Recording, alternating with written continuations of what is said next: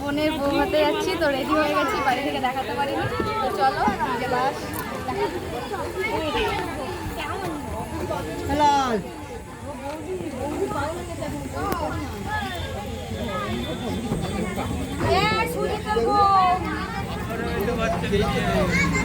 ওপরে বসো, বসো, চুপ করে বসো।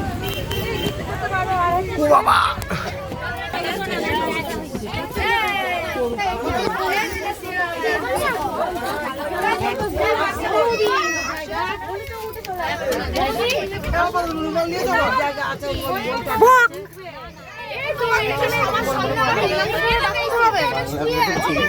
হ্যাঁ